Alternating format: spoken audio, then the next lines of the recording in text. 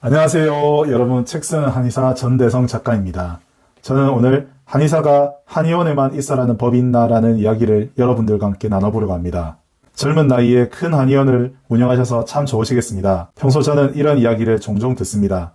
전문직에 번듯한 한의원을 가지고 있고 아이들도 셋이나 있으니 남부럽지 않을 것 같다고 이야기하십니다. 저도 운이 좋았다고 생각합니다. 한의사로서의 저의 삶에 만족합니다. 다른 사람을 치료해주면서도 돈도 벌고 그리고 원장님, 선생님 소리 들으면서 존경을 받는다는 점에서 의료직을 한다는 것은 참 뿌듯한 일이라고 생각합니다. 그런데 한의사의 일생을 지켜보면 조금 안타까운 마음이 들 때도 있습니다.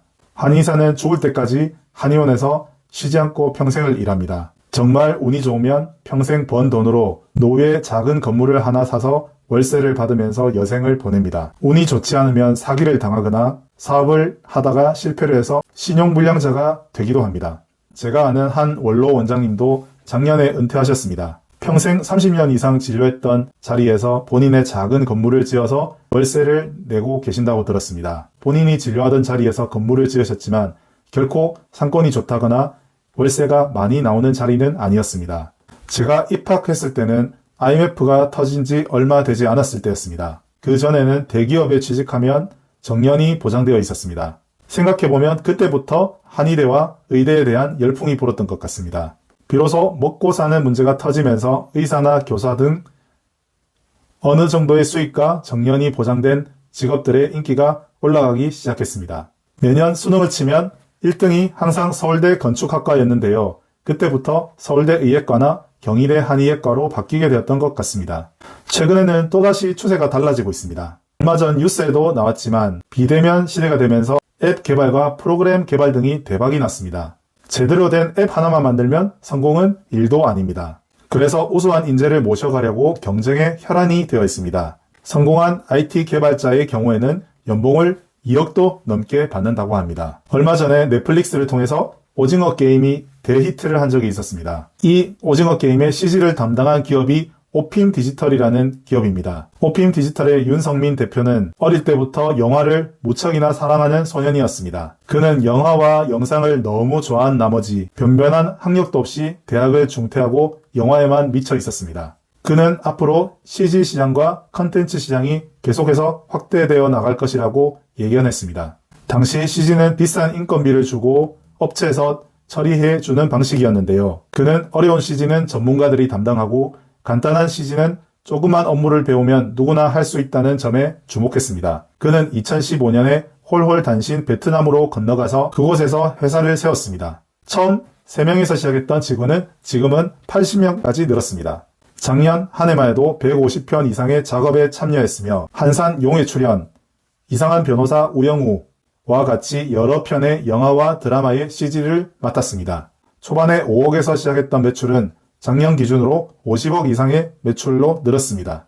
올해 여러 컨텐츠가 히트치면서 내년에는 얼마나 더 많은 수주가 들어올지 모릅니다. 회사를 키우기까지는 직원 월급을 주기까지도 빠듯할 정도로 힘든 시기를 겪었지만 지금 그는 누구보다도 바쁜 일상을 보내고 있으며 성공한 삶을 살고 있습니다. 이제 그는 어렸을 때부터의 꿈인 영화 감독에 도전하고 있습니다. 앞으로 그가 만들어낼 CG를 활용한 SF 영화가 벌써부터 기대됩니다. 예전에는 공부 잘해야 성공한다라는 이야기를 귀가 따갑게 들었지만 지금은 자기 분야에서 최고가 된다면 어떤 분야라도 성공할 수 있습니다. 이제는 전 세계가 스마트폰으로 연결되고 모든 사람들이 아웃풋을 낼 수 있는 시대가 되었습니다. 성공이란 단어를 경제적으로 풍요롭고 행복하며 자신의 원하는 대로 주도권을 가지고 사는 삶이라고 정의한다면 예전처럼 공부 잘한다고 성공하는 시대는 이제는 완전히 지나갔습니다. 어떠한 일이든지 본인이 하는 일에서 즐겁게 하고 각 분야에서 최고가 된다면 누구나 성공할 수 있는 것입니다. 저도 한의사라고 꼭 한의사의 정체성에만 머물러 있어야 될 필요는 없다고 생각합니다. 한의사라고 꼭 한의원에 있어야 될 이유는 없습니다. 한의사이면서도 IT 개발에 뛰어든 사람도 있고 투자자로서 이름을 날리는 사람도 있습니다. 내가 좋아하는 일에 노력한다면 훨씬 더 큰 성공을 할 수 있다고 생각합니다. 부동산과 경매 그리고 사업으로 큰 부를 이룬 송사무장도 엑시트라는 책에서 다음과 같이 이야기합니다. 큰 부자가 되려면 기술자가 되지 말고 기획자가 되어야 한다고 이야기합니다. 한 분야의 전문가는 많지만 두세 분야의 전문가는 흔치 않습니다. 그렇기에 두세 분야에서 100%의 전문성이 아니더라도 70%, 80%의 전문성만 가진다 하더라도 독보적인 차별성을 가질 수 있다고 이야기합니다. 한의사이면서도 부동산 지식을 가지고 있는 사람, 한의사면서도 경영적 지식을 가지고 있는 사람은 흔하지 않습니다. 저는 제가 좋아하는 일이 무엇일까 하고 생각해 보았습니다. 저는 어렸을 적에 가족여행을 할 때면 항상 지도를 펴놓고 여기가 어디고 어디로 가야 하는지 가족의 내비게이션 역할을 하였습니다. 빈 A4용지에 마음 가는 대로 지도를 그리고 가상의 나라의 도시와 수도 이름을 쓰는 것이 저의 일상놀이였습니다. 학교 다닐 때도 항상 지리에 관심이 많았습니다. 늘 시험을 쳐도 지리와 세계지리 과목은 항상 만점을 받곤 했었습니다. 어릴 때부터 지구본을 보면서 대항해 시대 게임을 하면서 지도를 보는 것이 저의 낙이었습니다. 컴퓨터로 베트남 전쟁 땅 따먹기 게임을 만들어서 친구들에게 자랑하기도 했었습니다. 그런 저의 관심은 땅을 보는 부동산과도 이어졌습니다. 사실 제가 본격적으로 부동산에 대해서 관심을 가지기 시작했던 것은 두 가지의 계기가 있었습니다. 첫 번째로 저희 한의원의 재개발 상황을 지켜보게 되면서부터입니다. 한의원 뒤편에 다 쓰러져가는 1억도 안 되는 집들이 상승장이 되면서 입주권으로 신분 상승이 되면서 몇 억이 뛰어버렸습니다. 그 과정을 지켜보면서 상승장에서 재개발 재건축이 얼마나 큰 자산 가치의 상승을 이끌어주는지 알 수 있었습니다.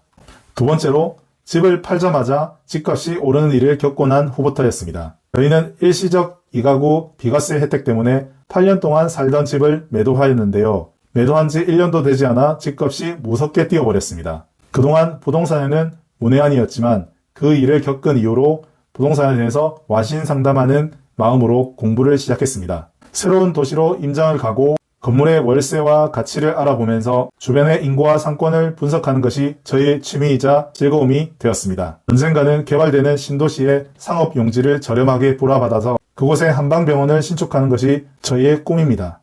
개발 예정 토지를 저렴하게 매입하고 건물을 세우게 되면 토지의 가치는 상승하게 됩니다. 또한 병원을 운영하면서 상권을 활성화하고 사람들이 모이게 하면 건물의 가치 또한 상승하게 됩니다. 몸을 움직이면서 얻는 노동 수익에는 한계가 있습니다. 사업 소득과 부동산 가치의 상승이 동시에 일어나야 폭발적인 자본 가치의 상승이 일어날 수 있는 것입니다.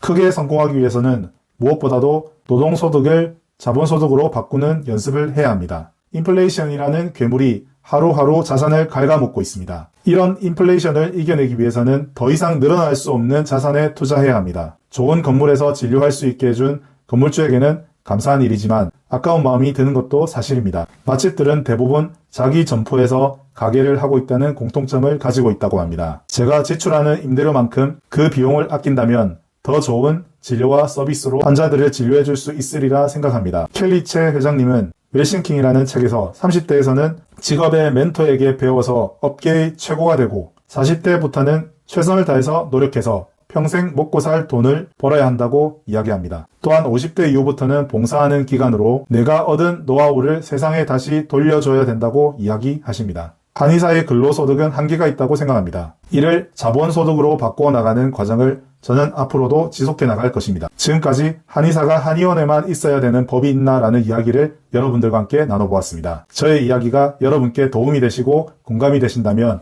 좋아요와 구독 버튼을 꼭 눌러주시기 바랍니다. 이제 완연한 봄날입니다. 따뜻한 봄날 가족과 함께 즐거운 시간, 행복한 시간 보내시고 다음 주에 뵙도록 하겠습니다. 감사합니다.